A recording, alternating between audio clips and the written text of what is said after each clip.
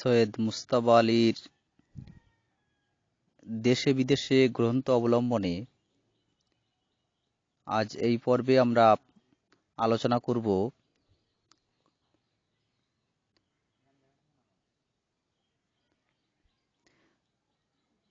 আফগানদের সুদূর ইতিহাস সম্পর্কে।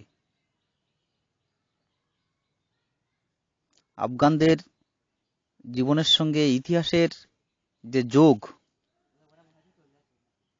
সেই সম্পর্কে আমরা আলোচনা রাখবার চেষ্টা করব।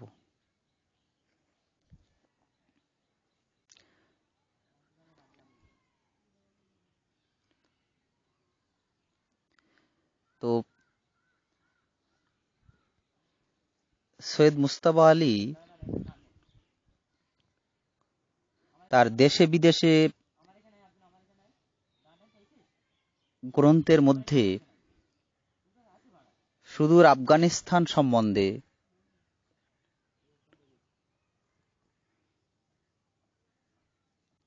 বেশ অনেকগুলি একে একে তথ্য দিয়েছেন।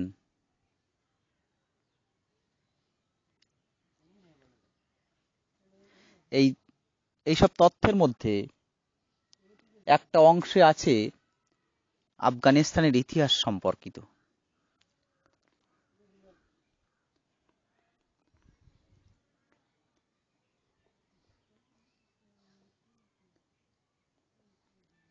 যদিও এই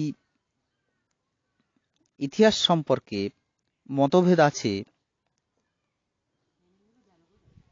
সেই মতানৈক্য থাকলেও সৈয়দ মুজতবা আলীর তথ্য অনুযায়ী বলা যায়, আফগানিস্তানের প্রাচীন ইতিহাস পোতা আছে সে দেশের মাটির তলায়, আর ভারতবর্ষে পুরাণ মহাভারতে। এই কথাটা বলার কারণ, আফগানিস্তান একটা গরিব দেশ, যে দেশের মাটি খোঁড়া হয় কয়লার খনির জন্য, তেলের খনির জন্য, ইতিহাসের প্রমাণের জন্য নয়।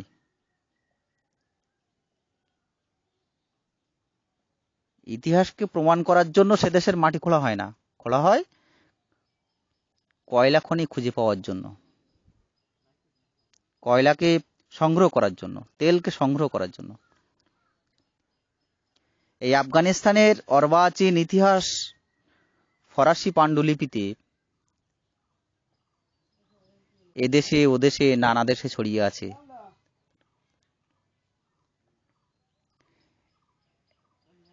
ঠিক এতটা উদাসীন হলেও একটা কথা বলা বাহুল্য যে,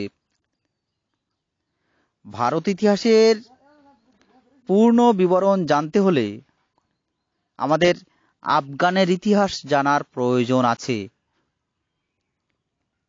এবং এই আফগানদের রাজনীতি না জানলে,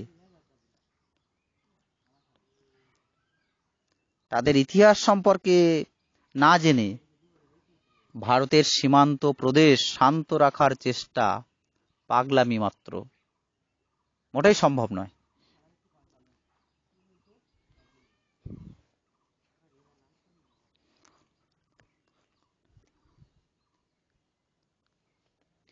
আফগানিস্তানের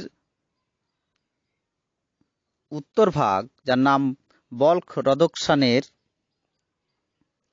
এই বলখ রদকশানের ইতিহাস তার সীমান্তবর্তী যে নদী আমুদরিয়ার উপরের তুর্কিস্তানের সঙ্গে, আর পশ্চিম ভাগ অর্থাৎ হিরাত অঞ্চল ইরানের সঙ্গে পূর্ব ভাগ অর্থাৎ কাবুল, জালালাবাদ, খাস ভারতবর্ষ ও কাশ্মীরের ইতিহাসের সঙ্গে মিশে গেছে। মূলত আর্য জাতিরা আফগানিস্তান, খাইবার পাস হয়ে ভারতে এসেছিল পামির, খাদিস্তান বা কাশ্মীর হয়ে নয়। আবার আফগান কিংবদন্তি অনুযায়ী, আফগানদের ঐতিহ্য অনুযায়ী আফগানরা হলো পথভ্রষ্ট ইহুদি জাতি। তারা গান্ধারী, কান্দাহার থেকে এসেছিলেন।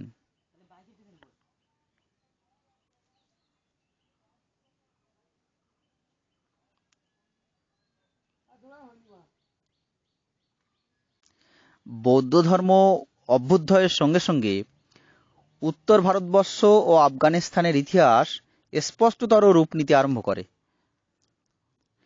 উত্তর ভারতের 16টি রাজ্যের নির্ঘণ্টে গান্ধার ও কনৌজের উল্লেখ পাওয়া যায়।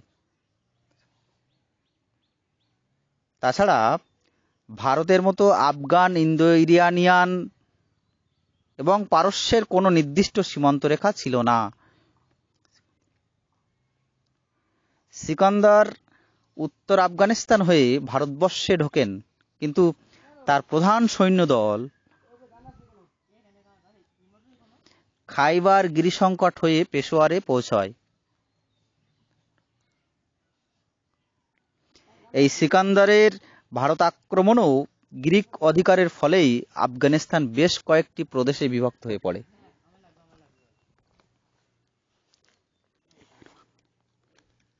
ঠিক এর পরপরেই চন্দ্রগুপ্ত মৌর্য গ্রিক সংঘর্ষের সময় প্রায় পুরো আফগানিস্তান দখল করেন, একমাত্র বালোহিক প্রদেশ ছাড়া।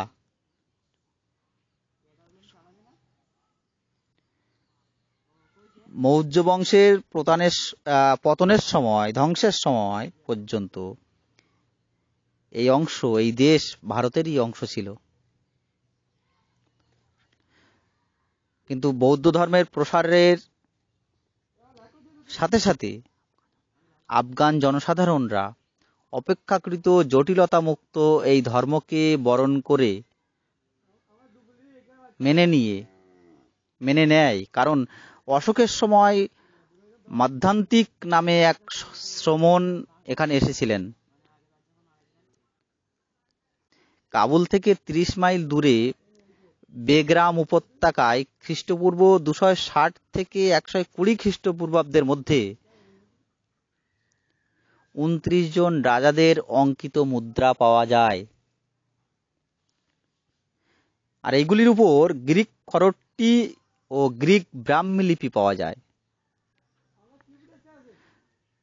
আবার কুষাণ সম্রাট কনিষ্কের বহু শিলালিপি ও বৌদ্ধ অধিবেশনের ফলক পাওয়া যায়। আফগানিস্তানের খ্রিস্ট ধর্ম এদেশের সাফল্য লাভ করেনি, একথা সত্য।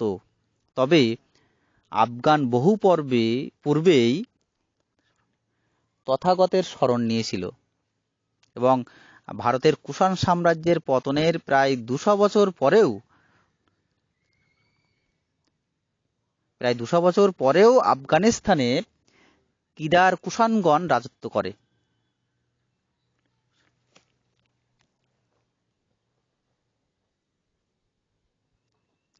এই যুগের সবচেয়ে উল্লেখযোগ্য শিল্প হল গান্ধার শিল্প। গ্রিক আর ভারতীয় শিল্পের এমন যুগলবন্দি ও তার মাধ্যমে বৌদ্ধ ধর্মকে রূপায়িত করার চেষ্টা গান্ধার শিল্পের মূল কথা। এজন্য ভারতীয় তথা গুপ্ত যুগ আফগানদের কাছে অনেকটাই ঋণী। কারণ এই শিল্পের মধ্যাহ্নের যৌবন প্রকাশ ঘটেছিল আফগানিস্তানে।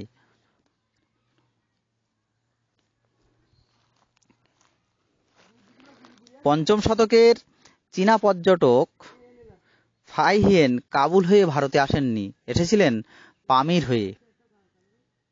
কারণ তখন আফগান রাজনীতি অশান্ত। হুন আক্রমণের সময়ে হুনেরা বহু আফগান বৌদ্ধ মঠ ধ্বংস করে ভারতে পৌঁছেছিল। মূলত হুন আর আফগান সংমিশ্রণের ফলেই রাজপুত বংশের সূত্রপাত হয়েছে। আবার 7ম শতকে এসে দেখি হিঙেনসাং আমুদরিয়া অতিক্রম করে ভারতে পৌঁছায়।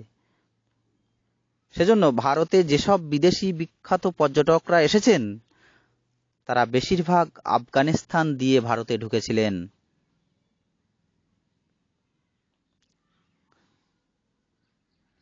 871 সনে ইয়াকুব বিন লয়েস কাবুল দখল করেছিলেন। পাল বংশের শেষ রাজা গজনির সুলতান মাহমুদের হাতে 1021 সনে পরাজিত হন। এরপর তৈমুরের অভিযান। বস্তুত গান্ধার কলা ভারত আফগানের মেলবন্ধন যেভাবে করেছে তা অন্য কিছুতে দেখা যায় না। এরপর বিশাল মোগল সাম্রাজ্য।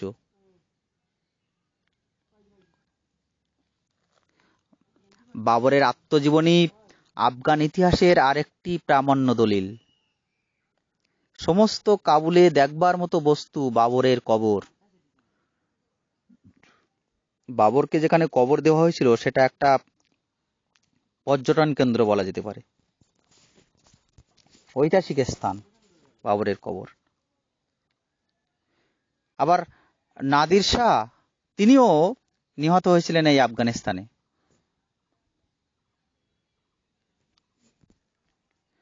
(1747 সালে সমস্ত আফগানিস্তান নিয়ে সর্বপ্রথম নিজস্ব রাজবংশ প্রতিষ্ঠিত হয়েছিল।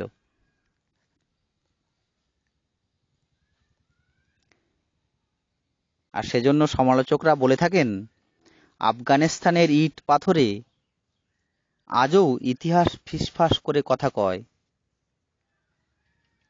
কারণ কথা বলার কারণ ইতিহাস ভারতবর্ষ সূর্যের এক নাম, আর সেই সূর্য দীপ্তিমান হয় কাবুলেও। তাই সমগ্র ভারতকে জানতে গেলে তার সঙ্গে ওতপ্রোতভাবে জড়িয়ে আছে আফগানিস্তানের ইতিহাস। সেজন্য আফগানিস্তানের ইতিহাসকে বাদ দিলে ভারতবর্ষের ইতিহাস তথা ইতিকথা সম্পূর্ণভাবে জানা যায় না। সেজন্য ভারতবর্ষের ইতিকথা পুরোপুরিভাবে জানতে হলে, সবটা জানতে হলে আফগানিস্তানের ইতিহাস অবশ্যই জানতে হবে, নইলে ভারতের ইতিহাস জানা অসম্পূর্ণ থেকে যাবে। এ যেন অনেকটা একে অপরের পরিপূরক। আর সেই আফগানিস্তানের ইতিহাস আমাদের পাঠ্য দেশে বিদেশে গ্রন্থে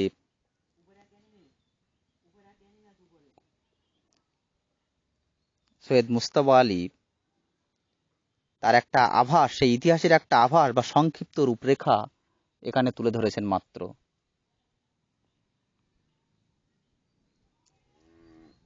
যাই হোক, দেশে বিদেশে গ্রন্থ অবলম্বনে আফগানদের যে সংক্ষিপ্ত ইতিহাস আমরা পাই সেটা মোটামুটি এই রকম।